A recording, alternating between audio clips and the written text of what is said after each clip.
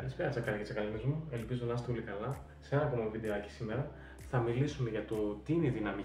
Τα έχω γραμμένα για εδώ στο βιβλιαράκι μου που σημαίνω διάφορα πραγματάκια. Τι είναι δύναμη λοιπόν? Την έχω χωρίσει σε 4 κλάδους. Άμα έχετε κάτι διαφορετικό να πείτε, θα ήθελα πάρα πολύ να σας ακούσω στα σχόλια.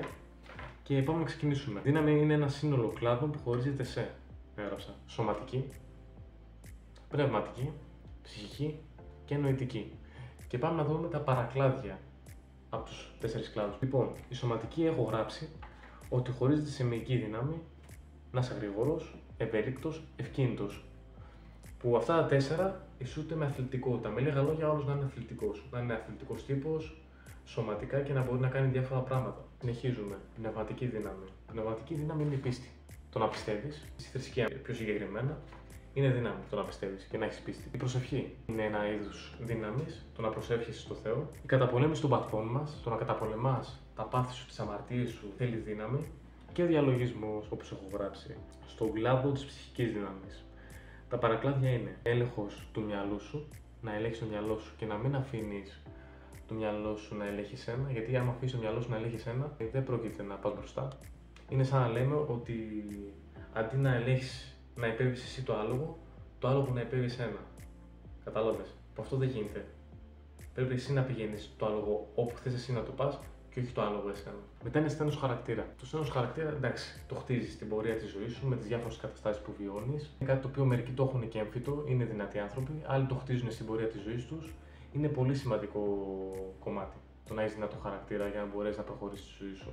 Ώστε να κατανοήσεις και τα αδύναμα σου σημεία και να βάζεις τον εγωισμό σου κάτω. Γιατί ένας δυνατός χαρακτήρας προϋποθέτει το να καταλαβαίνεις τις αδυναμίες σου και να βάζεις το εγώ σου κάτω σε πολλά πράγματα για να προχωρήσεις. Μετέπειτα, ηθική φραγμή. Για μένα προσωπικά, δεν ξέρω αν συμφωνείτε μαζί μου, όταν ένας άνθρωπος δεν έχει ηθικούς φραγμούς, απλά είναι μια κινούμενη μάζα, ένα κομμάτι κρέας, το οποίο δεν πράττει σωστά, δεν σκέφτεται σωστά και κάνει πράγματα που η ψυχή του δεν θέλει.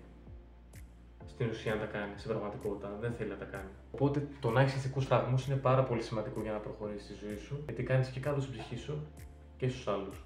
Ένας άνθρωπος που δεν έχει ηθικούς φραγμούς, για παράδειγμα, όπως οι εγκληματίες, όπως οι δολοφόνοι, είναι άνθρωποι οι οποίοι μέσα τους είτε έχουν κάποιες ανασφάλειες, είτε έχουν κάποια τραύματα τα οποία δεν έχουν επουλώσει και τους κάνει να φτάνουν σε αυτά τα σημεία. Να μην σκέφτονται ορθά και σωστά, να μην πράττουν σωστά και απλά να μην έχουν όρια. Και αυτά επίσης ξεκινάνε μέσα από το σπίτι.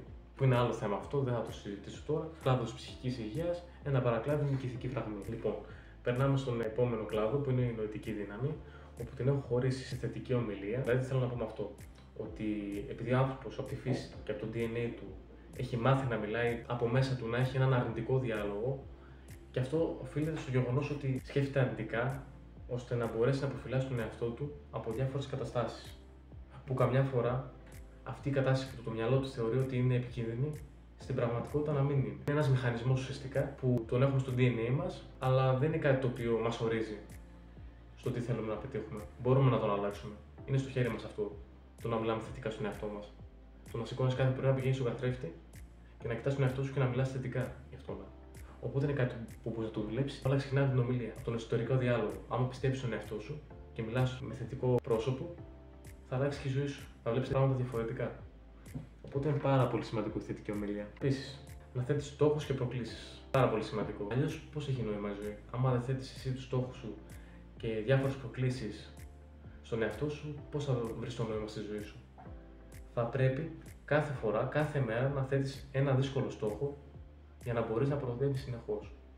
Κάθε μέρα όμως. Αυτό πρέπει να το κάνεις ώστε να μπορείς να εξελιχθείς σαν άτομο. Είτε σωματικά, είτε πνευματικά, είτε ψυχικά, είτε νοητικά. Κατάλαβες? Οπότε είναι πάρα πολύ σημαντικό να θέτουμε στόχους στη ζωή μας και προκλήσεις, ώστε να την κάνουμε και πιο ενδιαφέρουσα, και πιο πολύ ουσιώδης. Γιατί εμείς δίνουμε νόημα στη ζωή, και όχι η ζωή σε εμάς. Εσύ χτίζεις το νόημα στη ζωή σου. Οπότε το κρατάμε και αυτό. Όταν να κατανοούμε τα αδύναμά μας σημεία του εαυτού μας, κατανοούμε ότι έχουμε κάποια λάθη στον εαυτό μας και αυτά να τα διορθώνουμε με την πάροδο του καιρού, να μην τα σκεπάζουμε με ένα χαλί από πάνω. Να τα βελτιώνουμε, να βάζουμε τον εγωισμό μας κάτω και να λέμε: ξέρεις τι, αυτά θέλω να τα βελτιώσω. Πρέπει να τα βελτιώσω για να γίνω και καλύτερος άνθρωπος για μένα πάνω απ' όλα και μετά για τους άλλους. Οπότε πάρα πολύ σημαντικό να κατανοούμε τα αδύναμά μας σημεία. Αυτή είναι οι 4 κλάδοι που τους έχω χωρίσει. Οπότε, ας γυρίσουμε λίγο στο γυμναστηριακό κομμάτι. Όταν βλέπουμε ένα στο γυμναστήριο και λέμε Πω, αυτός πόσα κιλά σηκώνει, ρε φίλε, είναι απίστευτος, πώς το κάνει αυτό. Να μην επικεντρωνόμαστε μόνο στο επιφανειακό κομμάτι, αλλά να σκεφτόμαστε ότι ξέρεις τι, αυτός ο άνθρωπος για να φτάσει να σηκώνει αυτά τα κιλά, τι προεργασίες έκανε ώστε να μπορέσει να φτάσει στα κιλά. Όπως είπα και σε ένα σορτάκι, θέτεις ένα στόχο, πιστεύεις ότι μπορεί να το πετύχεις και απλά μετά ακολουθάς το πρόγραμμα αυτό και το πετυχαίνεις. Τόσο απλά. Που αυτό θέλει ψυχονοητική δύναμη. Θέλει πίστη στο στόχο, θέλει πίστη, θέλει υπομονή, θέλει επιμονή, θέλει στένος χαρακτήρα, να έχει δυνατό χαρακτήρα. Γιατί άμα δεν έχει δυνατό χαρακτήρα, δεν πρόκειται να φτάσει στο στόχο. Γιατί για να φτάσει μέχρι το στόχο σου, θέλει αρκετά μεγάλο χρονικό διάστημα. Ας πούμε, να χτίσει ένα ωραίο σώμα. Το σώμα δεν χτίζεται από τη μία μέρα στην άλλη. Θέλει χρόνια. Χρόνια δουλειά. Πρέπει να καταλάβεις ότι θέλει χρόνο και δεν γίνεται να χτίσει σώμα σε ένα χρόνο και 2 χρόνια. Θα δεις μεγάλη διαφορά σίγουρα. Αλλά στη μεγάλη εικόνα, άμα θες να χτίσει ένα φυσικό ωραίο σώμα, θέλει πάνω από δεκαετία εντατικής προπόνησης και διατροφής. Οπότε, εσύ να εστιάζεις σε αυτό το ταξίδι που κάνεις στο μέσα σου και με αυτό το ταξίδι που κάνεις, τι χτίζεις, τι χαρακτηριστικά χτίζεις για τον εαυτό σου. Γιατί πέραν από το σώμα που θα χτίσεις, θα χτίσεις και το χαρακτήρα σου. Μέχρι να φτάσεις στον προορισμό σου. Κατάλαβες. Οπότε αυτά συνδέονται μαζί. Οπότε, όταν βλέπεις κάποιον, να μην κοιτάς μόνο το επιφανειακό κομμάτι, ότι είναι σωματικά δυνατός, να κοιτάς και τι τον έκανε για να φτάσει σε αυτό το σημείο, ώστε να σηκώνει αυτά τα κιλά, που είναι το πιο σημαντικό. Και είναι αυτό. Οπότε, τσακάλια και τσακαλίνες μου, για να κλείσω αυτό το βίντεο, η δύναμη την έχω χωρίσει σε 4 κλάδους και είπαμε είναι σωματική, πνευματική, νοητική και ψυχική. Και στην ευρύτερη έννοια είναι οι καθημερινές μας πράξεις που κάνουμε, ώστε να μπορέσουμε να πετύχουμε αυτό που θέλουμε. Αν έχετε διαφορετική άποψη, θα ήθελα να μου το γράψετε κάτω στα σχόλια. Είναι πολύ σημαντικό για να μπορέσω να καταλάβω κι εσείς τι πιστεύετε για αυτό το θέμα. Ελπίζω να σας άρεσε. Πατήστε ένα like, είναι πάρα πολύ σημαντικό. Μία εγγραφή στο κανάλι για να βλέπετε παραπάνω περιεχόμενο από μένα.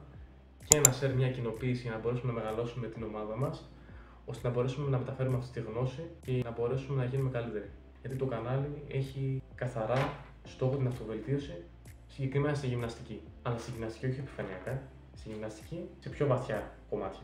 Ελπίζω να έχετε μια όμορφη μέρα, να περνάτε καλά με τα δικά σας άτομα. Φιλάκια πολλά, θα τα πούμε πάρα πολύ σύντομα. Καλή συνέχεια, τσακάλια μου και τσακαλίνες. See you.